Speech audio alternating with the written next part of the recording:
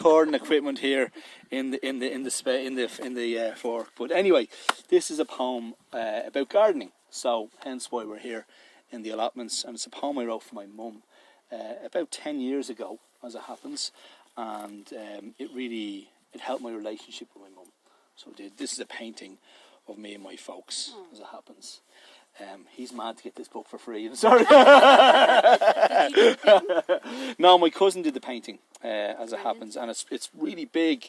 And that was painted, or it was taken from a picture that was taken in the National Concert Hall in Dublin.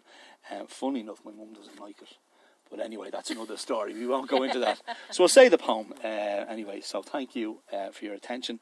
This is for Sandra. So it goes like this. Hopefully, this is picking it up. Right. She turned to me and said, "Do you think I'm happy?" and heard a question that I didn't want to hear.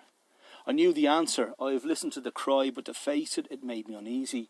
But I felt the bravery. I felt the realness in the moment, so I answered. You see, she's a gardener who has great plans but works with what she's got.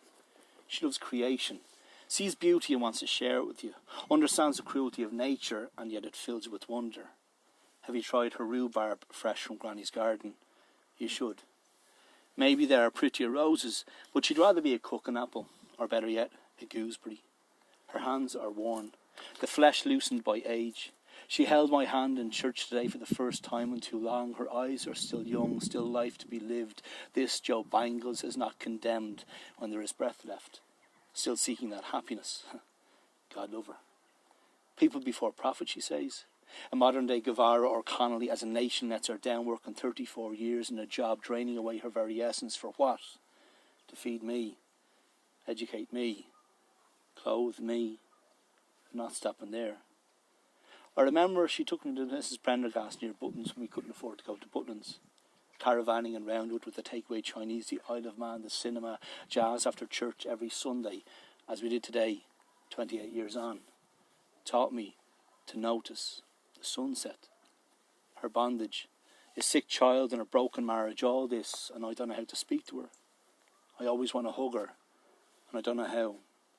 So a veiled kiss laced with courtesy will do. She's been learning how to stop living inside her own head. Gets up, goes out, half the battle.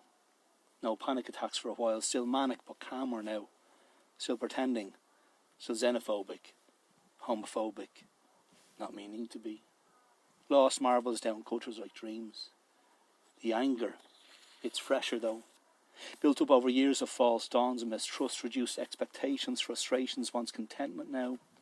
Quiet, yes, quiet, peace, or perhaps bird song in her garden, where she will grow apples, pears, spuds, raspberries, strawberries and gooseberries, watch them bloom again and return to the soil, but not before she has lived a life deserving.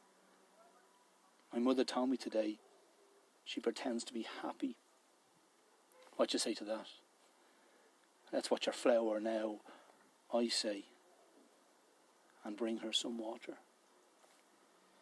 Oh, that's lovely. Yeah. That's really nice. Really nice. Thank you for listening. Really Don't know what you were expecting. But you got that. Thank you very much. Appreciate it. Have you used any poems or songs for me then in exchange? Well, funny enough, I actually have, it's not mine, it was a friend of mine sent it to me the one night there. It's about her mother, and I would love you to read it because to me it's amazing, and I have it on my phone here. Oh, lovely. Would you read it for us? Oh no, I'm not good at reading. Well, I'm dyslexic, so I'm terrible I'm at sure first reading. No, Margaret, you would be good at it. Go ahead. God, I'd love to get that, please. Messenger is amazing. A friend of mine just writes bits and pieces. And we were talking about our mothers love to cross the street with each other. What was her name? My mother was Elsie, and her mother was Dolly. Mm-hmm.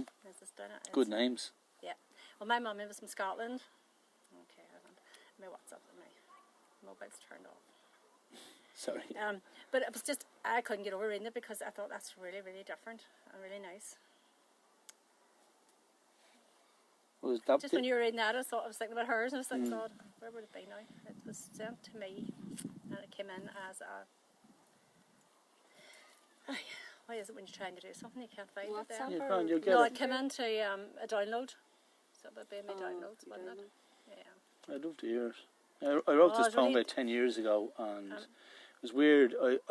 I used to live in Terenure in Dublin with an ex of mine now, actually, and I waited till she went to bed, and I knew that this poem was ready to come out that day, because I'd been with my mum, and she said it, and all day long was just sitting in me to write. And once she went to bed, I wrote it in about 15 minutes. Oh my God. It's weird. Like sometimes you'll spend ages crafting over something, and then other times it'll. Well, Joan, she's an artist, and her stuff's beautiful. She's Okay. a painter, so. What do you do? Art, painting, watercolour. Oh, my mum was a local, yeah. What did you make of that painting of the book? Very good. Very, very good. Have you got it there? She called this Insight. Right. And it's capable hands, the only adornment, a thin gold wedding band, working deftly in perfect sync, needles and wool entwine methodically, knit, click, purl, click, roll over, under, twist. No need to look, as the complex pattern is deeply ingrained in her agile mind. Puffing on a cigarette, sipping sweetened tea, at regular intervals between rows, one eye on us. Never dropping a stitch or ash, as the wool unwinds playfully at her slippered feet. So creative, yet unaware of the special skill set. Needs must her only mantra, as she silently scans her playful brood, assessing who is most in need of this lovingly created bespoke garment that we will collectively wear and hand down for many seasons to come. I see those hands now in my own, as I struggle to replicate those skills with my athletic pair, never dreaming that I would ever could or would even want to. Wishing that she was here to witness this evolution, missing her presence, her smile, her humour, and silver hair that I used to brush and secretly loved to twirl. No need for pictures taken over the years to confirm so clearly I see my mother then is now me. Isn't that really nice? Yeah, It's not mine. It's not mine. And what's the lady's name that wrote it? Jean, Breston's her own name, but Doherty's her married name. Okay. She was a neighbour of ours, and she does a lot of wee bit of writing. But we were chatting about our mothers and on WhatsApp and Facebook and that, and we were saying about memories that we had between them and all, and then she says, "I'll send you a wee poem I wrote." Well, that's She magic. wrote it years ago, and I thought it was really needed to be heard.